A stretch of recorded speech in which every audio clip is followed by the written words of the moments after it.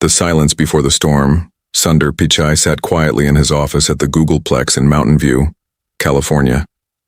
Outside his window, the sun cast long shadows across the campus, but inside, a storm was brewing. News had just broken. Elon Musk had laid off 10,000 employees from his companies in a single day.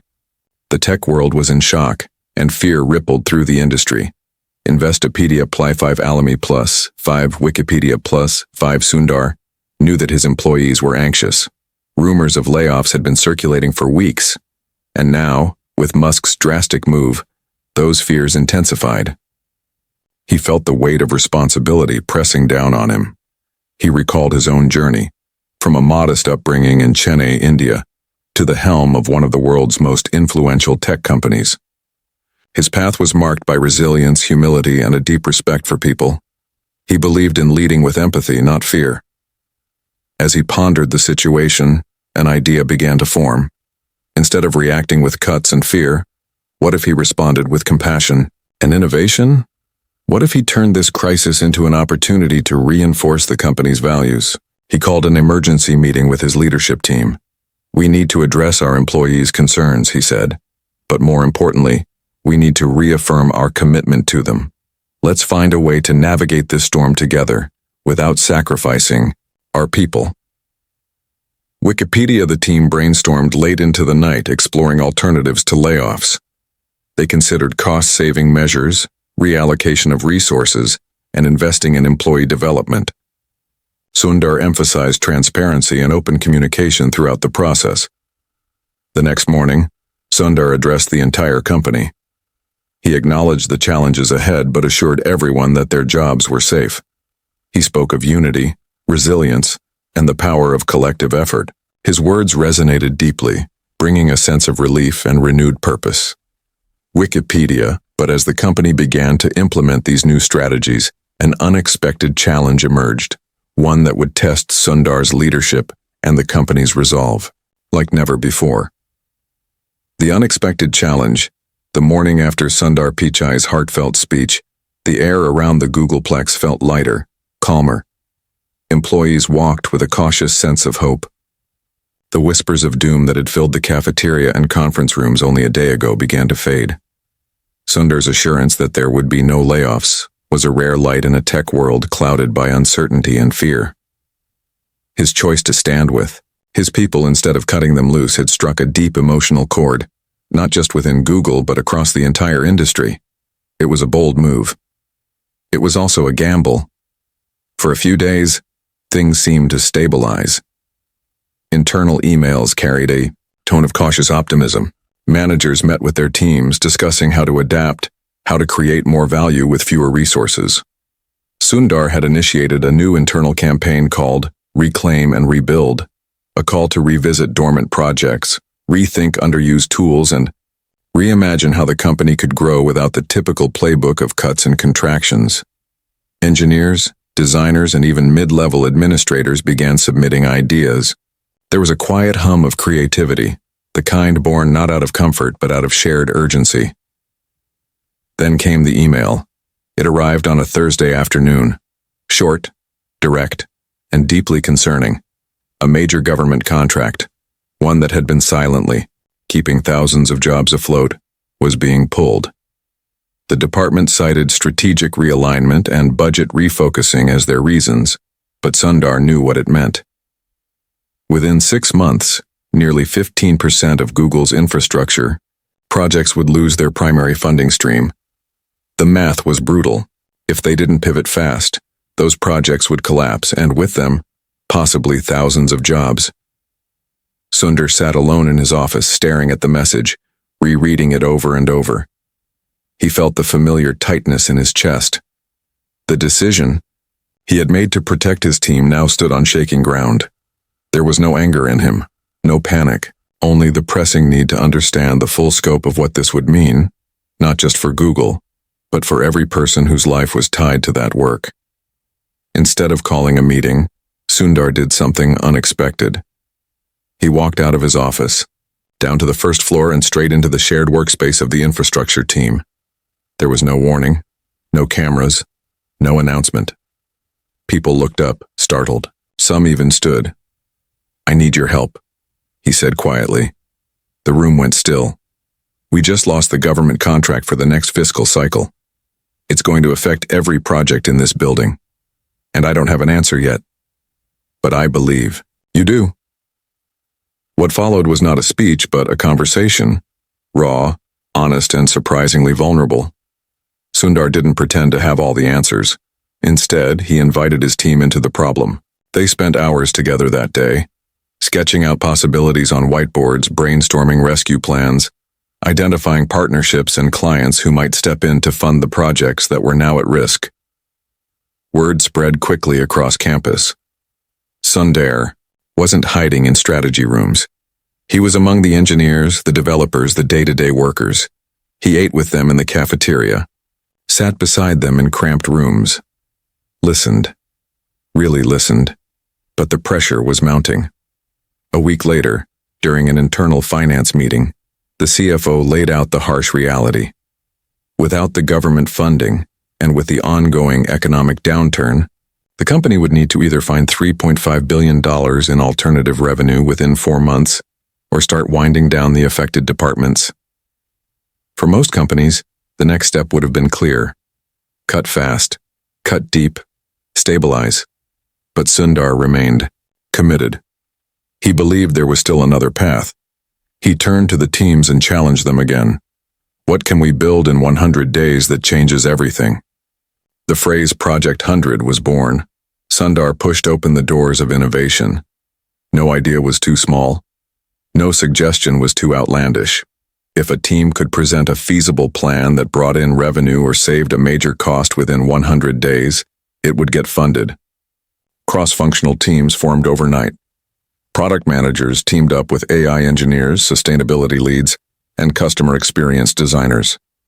It was chaos, but it was also magic. Within 2 weeks, an unlikely pitch emerged from a quiet group based in Bangalore. They had developed a lightweight open-source framework for digital education in rural areas, something built years ago and shelved. With a few upgrades, they believed it could scale rapidly, especially with schools moving online around the world. Sundar flew to India to meet them. He didn't bring a press team. He didn't even bring an assistant. When he arrived, the team showed him their prototype. It was basic, maybe even outdated, but it had potential.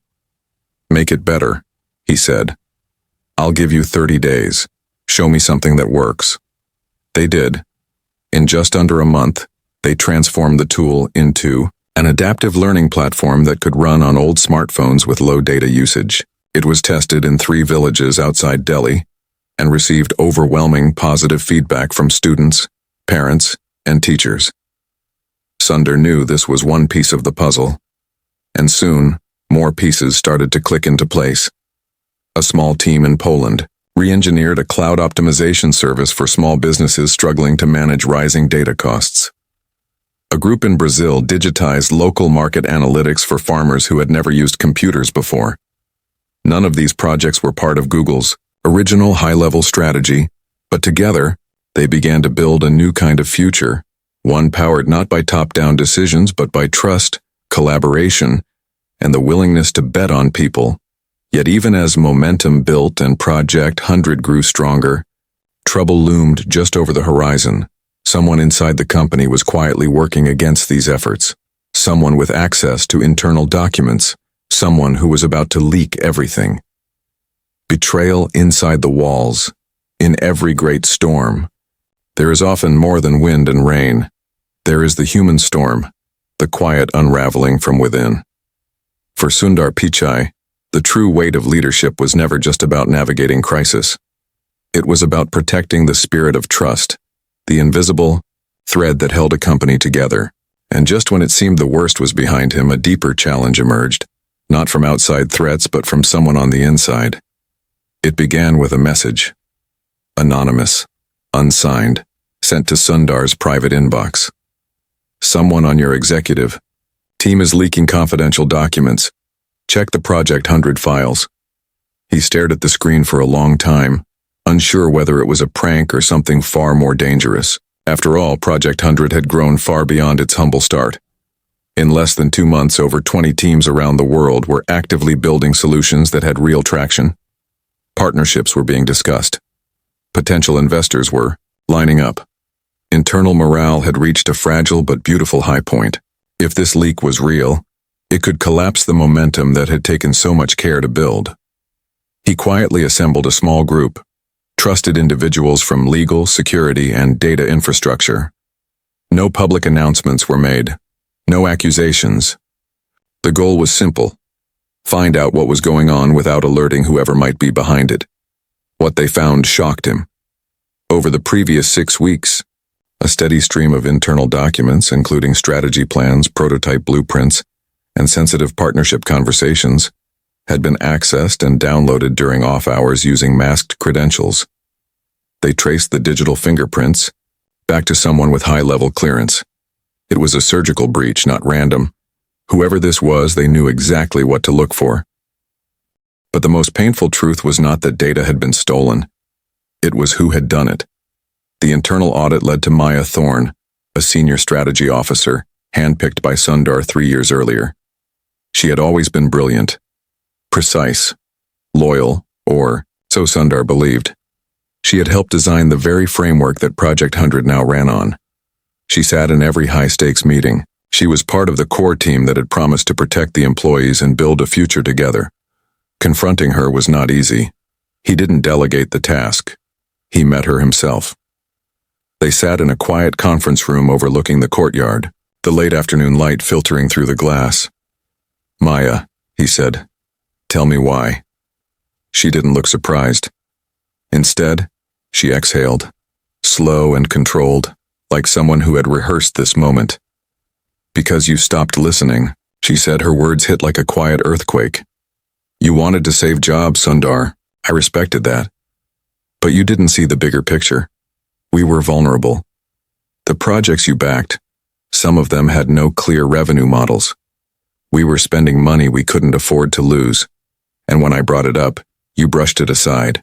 Do you remember?" He did. She had voiced concerns early on, but he had chosen to focus on the people, not the numbers. She had been one of the few voices cautioning restraint. "So you leaked the plans?" he asked. "I didn't leak them to hurt us," she replied. "I leaked them to force action, to push external pressure, to wake you up. And it worked. The board is panicking. Investors are getting cold feet. You'll have to make cuts now. You don't have a choice anymore." Sundar sat still, absorbing every word. Betrayal didn't always come with rage. Sometimes it came with reason. Calm, rational, almost noble in its own logic. And that made it even harder to confront. He didn't yell. He didn't accuse. Instead, he asked her to step down. He thanked her for her past work, and then he walked outside into the quiet evening where the wind carried no comfort. The next few days were brutal. The leak hit the media, not in explosive headlines, but in quiet, steady drops. Phrases like Google overcommitting resources, high-risk experiments, internal tension began to surface on tech news outlets. Articles quoted unnamed insiders. Anonymous tweets spread rumors. The mood inside the company shifted once again. Teams began to question if their work would survive. Whispers returned. Employees who had once stood with Sundar now waited for an announcement. Would he fold? Would the layoffs come after all? Sundar didn't speak for 3 days. Not because he didn't know what to say, but because he knew it would define everything that followed. On the 4th day, he called an all-hands meeting. The room was packed. Thousands tuned in remotely. The silence before he spoke was so deep it almost felt sacred. "I made a decision to believe in all of you," he began. "I believed we could build something new without sacrificing the people who made this company what it is. I still believe that." He paused. Let the silence carry weight. Yes, we were betrayed. Yes, someone chose fear over trust. But that doesn't mean we follow. It means we lead harder. Together. And then, with quiet conviction, he made the boldest move yet. He offered full transparency. Every internal document tied to Project 100, every budget, every projection, every challenge would be made visible to the entire company. No more walls, no more secrets, If they were going to survive, they would do it together, eyes wide open. The decision stunned his executives. Some called it reckless. Others called it revolutionary. But Sundar knew what he was doing. He had seen the worst. And now, he was choosing radical trust. The shift was immediate. Teams felt ownership. Collaboration deepened. People weren't just building for a paycheck. They were building to prove the model right. Sundar's gamble sparked something rare in corporate culture: belief.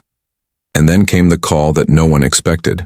A major global, non-profit, inspired by the education platform built in India, wanted to partner and fund its global expansion. Within 2 weeks, it became the largest external contract signed under Project 100. It was enough to cover a third of the losses caused by the cancelled government deal. Sundar smiled when he heard the news. But even as his team celebrated, he knew the journey was far from over. Because in the shadows of their progress, another storm was forming. This time it wasn't about leaks. It was about sabotage. Someone wasn't done yet. The hand behind the curtain, the morning light at the Googleplex seemed softer than usual, almost like it had been humbled by everything the Q company had gone through. To an outsider, things looked calm, almost too calm. Project 100 was gaining momentum. Employees had adjusted to the new era of transparency. Sundar Pichai's leadership, once questioned, was now held in quiet reverence by many inside the company. But Sundar knew better than to mistake calm for peace. Beneath the surface, something still didn't feel right. Even as new partnerships formed and internal morale began to heal, Sundar sensed a pattern. Small things, easily dismissed on their own, but when seen together, something felt off. There were last-minute cancellations of critical meetings. Teams reported strange bugs in collaborative tools. An investor call was derailed by a technical glitch that conveniently erased key presentation files. These weren't accidents, Sundar was sure of it. Someone was still working against them. This wasn't just betrayal. This was sabotage. And worse, whoever it was, they hadn't left when Maya Thorne had stepped down. They were still inside. He moved quietly, confiding in no more than 2 trusted members of his inner circle: Ella, his chief of staff, and Keon, the head of systems security. Both had been with him through previous company crises. Both knew how to listen between the lines. Together they launched an internal investigation that left no digital footprint, no emails, no logs, no trace, only long walks in the courtyard. Old school, notes passed by hand, short whispered meetings held in soundproof rooms. Within 10 days, a disturbing trend emerged. The glitches, bugs, and delays weren't random. They traced back to specific tools used by only a few departments. Specifically, teams that had been under Maya's direction. Someone had manipulated access logs to make it appear as if issues were caused by user error or internal bugs. But the code told a different story. A set of subtle lines, inserted with precision, rerouted certain operations, causing breakdowns in product development cycles. They were designed not to crash the system, but to slow it, just enough to frustrate, confuse, and cast doubt. It was a war of attrition, and the person behind it had deep access, far deeper than Maya ever did. Keon ran forensic scans through the back-end systems and uncovered an inactive admin account that hadn't been used in nearly a year. Until recently, someone had reactivated it silently and had used it to enter system architecture nodes that required special clearance. The account belonged to Thomas Young. Once a senior architect and systems engineer, Thomas had left the company quietly after a disagreement over automation protocols during the pandemic restructuring. Sundar barely remembered the details, only that Thomas had been brilliant, intense, and stubborn. He had disagreed strongly with the direction Google had taken at the time and resigned without much noise. But now, here was his digital signature. Thomas was back, and he was manipulating the company from the shadows. The why was still unclear. The how was chilling. Sundar stared at the access log reports in silence. Part of him felt a flicker of regret. Had he missed something in Thomas's departure? Had he overlooked a wound left untended? Or worse, had he ignored the signs of someone deeply disillusioned? But regret wouldn't help them now. They had to find him. Not just digitally, but physically. Ella dug through Thomas's last known contacts. Nothing surfaced. His LinkedIn hadn't been updated in months. He wasn't active on social platforms. He had essentially disappeared. Until one of the junior engineers from the Bangalore team recognized a name in the Project 100 testing servers, an IP address pinging from a co-working space in Singapore. They had dismissed it as a routing anomaly, but now with everything else it felt like the thread that might unravel everything. Sundar didn't hesitate. He boarded a red-eye to Singapore that same night. He didn't go with security. He didn't alert local authorities. He went alone. There was something he needed to understand, not just about Thomas, but about what happens when someone so brilliant turns away from the mission they once believed in. The co-working space was modest, nestled between cafes and printing shops in an older part of the city. Sundar walked in wearing simple clothes. No security badge, no Google paraphernalia. He asked the front desk about renting a private office, and then he waited. An hour passed. Then 2. Then he saw him, Thomas. Thinner than before, eyes sharp but tired. He didn't recognize Sundar at first. He walked past him on the way to a corner booth. Sundar stood and followed. "Thomas," he said quietly. Thomas turned, froze. There was a flicker of disbelief, then a smile, almost amused. "You really came," he said. They sat down. 2 men. No guards, no lawyers, just truth. "Why are you doing this?" Sundar asked, not with anger, but with genuine curiosity. Thomas leaned back, studying him. "Because you built an illusion," he said. "You think empathy is enough. You think transparency is a shield. But this isn't a storybook, Sundar. The world punishes the idealists. You can't protect everyone. Sooner or later, the system wins." Sundar didn't respond immediately. He just let the silence grow. "I'm not trying to win against the system," he finally said. "I'm trying to build something better, even if it's imperfect, even if I fail." Thomas looked away. For a moment, he said nothing. Then, quietly, he spoke again. "You still don't get it. I didn't want to destroy Google. I wanted to prove you wrong." His voice cracked just slightly. "I believed in this place once, and you let it turn into something else." Sundar listened, not with defensiveness, but with the painful understanding that sometimes people break not from hate, but from disappointment. The conversation lasted hours, and in the end, Thomas agreed to stop. Not because he forgave, not because he believed again, but because Sundar had shown up, not as a CEO, but as a man willing to face the broken pieces he didn't know he left behind. They returned to the office together, quietly. No headlines, no arrests. Internally, Thomas was credited with helping uncover the vulnerabilities. His sabotage rewritten as contribution. Only a handful of people knew the full truth. Sundar didn't want revenge. He wanted healing. But not everyone was ready to move forward.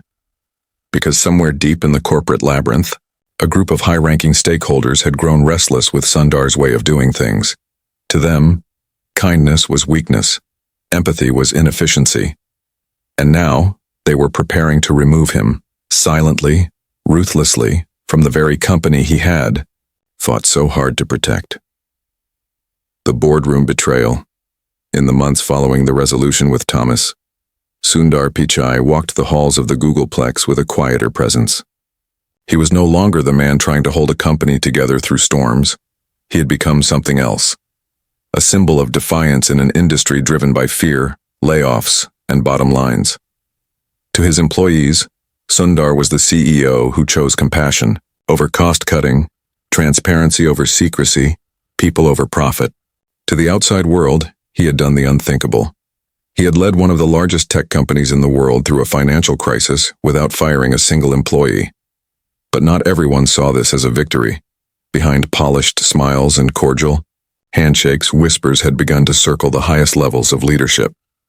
These voices didn't belong to engineers or project leads. They came from board members, investment advisors, senior executives who believed in metrics, not morals. Their belief was simple. Sundar's model was unsustainable. It was dangerous. It was idealistic. And now, they wanted him out. The first signs were subtle. He was removed from key investor briefings without explanation. Decisions that once flowed through his office were rerouted through strategic advisory groups. His schedule, normally managed with precision by Ella, was repeatedly interrupted by emergency meetings that never seemed to require his presence. At first, Sundar gave them the benefit of the doubt. But as the days passed, it became clear. Someone was consolidating power. The confirmation came from an unexpected source. Joseph Tanaka, a longtime board member and someone Sundar once considered a quiet supporter, requested a private meeting. They met in a dim corner of an old jazz cafe in San Francisco, one Joseph used to visit in his college days. The kind of place where memories lived in the floorboards. "They've started the process," Joseph said, sipping his coffee slowly. "There's a movement to vote you out." Sundar didn't react, not with shock, not with anger. He had known. "Who's leading it?" he asked softly. Joseph hesitated, then said the name. Harrison Greer. Greer was not a face Sundar saw often. He had come onto the board during a quiet reshuffle 2 years earlier. A former CEO of a multinational consulting firm with a reputation for rapid turnarounds and ruthless efficiency. He wasn't loud. He was calculated. Charming when he needed to be. Dangerous always. Greer had been watching Sundar's every move during the Project 100 era, and while the media praised Sundar's leadership and employees rallied behind his vision, Greer was compiling a different story, one of financial risk, operational deviation, and alleged emotional bias in decision-making. He was building a case. And now, he was ready to strike. The vote was scheduled for the following month during the board's annual strategy summit. Sundar had 30 days, not to plead, not to beg, but to decide what kind of ending he would write for himself. Because one thing was clear. This was not just a political maneuver. This was a philosophical war. At its core, the question wasn't whether Sundar had succeeded. It was whether success without fear could be allowed to stand. He returned to Mountain View that evening and gathered his closest team. Ella, Keon, Marisol from communications, and Dev from strategy. "We don't fight this like a battle," Sundar said. "We don't run a campaign. We show the truth." He had no intention of trying to save his job through politics. Instead, he wanted to make one final push to show the board what they were about to destroy. Not in numbers, but in human terms. He launched a new internal initiative called the 100 Voices. Every team from Project 100 was asked to submit one story. One real human story of how their work had made a difference. Inside the company, in communities, in families, in lives. It wasn't about metrics. It was about meaning. Within a week, submissions poured in. An engineer in Poland wrote about how their cloud optimization project had helped a small bakery survive the winter. A data analyst from Lagos shared a video from a farmer who now used their dashboard to track market prices, doubling his income. A teacher in Rajasthan sent a handwritten letter thanking the Learning App team for giving her students access to math lessons for the first time in their lives. Stories of kindness, stories of resilience. Stories that no quarterly report could ever capture. Ella compiled them into a single presentation. No graphs, no slides, just words, photos, faces, and Sundar prepared to present it himself at what might be his final board meeting. The day of the summit arrived. The room was a sea of suits, glass water bottles, and tension. Harrison Greer sat at the far end, flanked by his supporters. Sundar walked in with no binder, no assistant, no device, just a single folder. He was given 10 minutes to speak. He used 5. "You want to know if this model works?" he said. "I can't prove it with spreadsheets. I can't compete with fear using numbers, but I can show you what we've built and who we've saved." He opened the folder and began to read. Not loudly, not theatrically, but with the quiet gravity of someone telling the truth. He read the letter from the farmer, the note from the teacher, The message from a single mother in Peru who now ran a business using tools designed by one of the Project 100 teams. There was no applause, just silence. And then he sat down. The board took a recess to vote. Outside, Sundar stood alone on the balcony looking out at the city. He wasn't thinking about losing. He was thinking about legacy. When they called him back in, the room felt colder. The board chair stood. The vote, he said, was 9-6. He paused. Against your removal. Sundar didn't flinch. But inside him, something deep and quiet broke loose. Something like breath after too long underwater. He had survived. But the message was clear. He had survived by 3 votes. He wasn't untouchable. He wasn't immortal. He had simply endured. And yet, even as the tension lifted, a deeper truth began to settle in, because someone else had voted in his favor. Someone unexpected, and what Sundar would soon discover, would shake him far more than any boardroom vote ever could. The final revelation. The vote was over. But the aftershocks rippled through Sundar Pichai's mind long after he stepped out of the boardroom. It should have felt like victory. 9-6. A narrow margin, but a win all the same. And yet, instead of relief, Sundar felt something else stirring inside him. An unease he couldn't name. It was the same feeling he'd had the day before. The government pulled the infrastructure contract. A tension in the silence, a missing piece. Later that evening, as the sky turned dark over the Googleplex and the glass towers reflected the last gold light of the day, Ella walked into his office with a folder in her hand. She said nothing. Just placed it on his desk, looked at him and nodded once. Inside the folder were the voting slips. The board had decided to keep the votes anonymous, but Ella, with quiet determination and a trace of guilt in her eyes, had uncovered something unexpected. Someone had changed sides.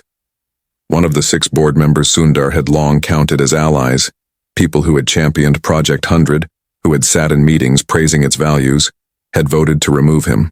And someone else, someone who had never supported him before, had voted to let him stay. As Sundar read the list, his breath caught when he saw the second name. Maya Thorne, the very same woman who had once leaked internal plans in an effort to pressure Sundar into making cuts. She had voted to keep him. And not only that, she had personally convinced 2 other, wavering members to do the same. Ella sat across from him watching as realization unfolded in his expression. She sent a message to the board a week ago. Ella said quietly. She told them she had been wrong. Not about the risk, but about your strength. Sundar closed the folder slowly, staring out the window. He hadn't spoken to Maya since the day she walked out of the conference room. In his mind, her betrayal had been final, clean. But now it seemed more complicated. And then Ella said something that hit deeper than anything he had heard all year. She said, "You didn't fight her. You just listened." And that's what made her change. The words sat heavy in the room. For all the battles Sundar had fought, against layoffs, leaks, sabotage, and power plays, the one that had truly turned the tide was the one he hadn't even known he was fighting. He sat back in his chair, the weight of everything settling over him like dust. The journey had begun with a question: how to respond when others chose fear, how to lead with respect, humility, resilience, and kindness when the world demanded cruelty masked as efficiency. Now, as he looked around the quiet office that had become a second home, Sundar realized he had answered that question, not with speeches or strategy, but with presence.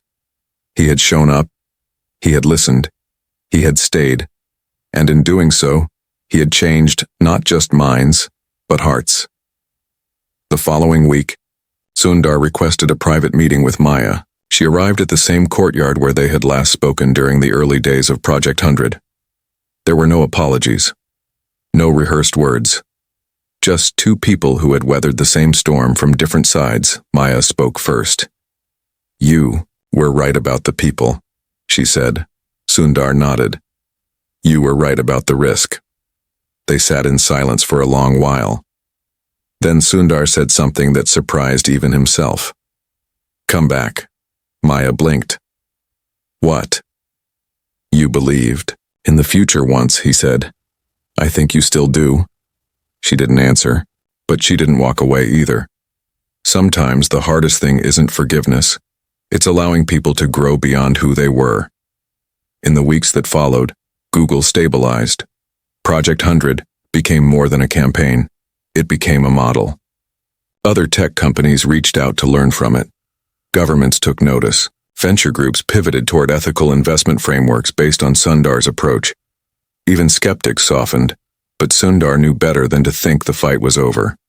There would be more storms, more betrayals, more moments where choosing kindness would feel like weakness. But he had seen what resilience could do. He had felt the strength of humility. He had watched compassion rebuild something that fear nearly destroyed. Months later, at an internal summit, a young engineer stood up during a Q&A session and asked him, "What was the hardest moment for you?" Sundar thought for a long time before answering. "The hardest moment," he said slowly, "wasn't when I lost control. It was when I realized that keeping control wasn't the goal." He looked out at the crowd, not just of employees, but of people who had walked with him through the fire. The real strength, he continued, is choosing to care even when it would be easier not to. The room fell into stillness. No applause. Just the quiet understanding of something true. Sundar walked off the stage without fanfare, without music, because this wasn't the end. It never had been. It was simply the next beginning. The story of a man who refused to lead with fear and changed everything because of it.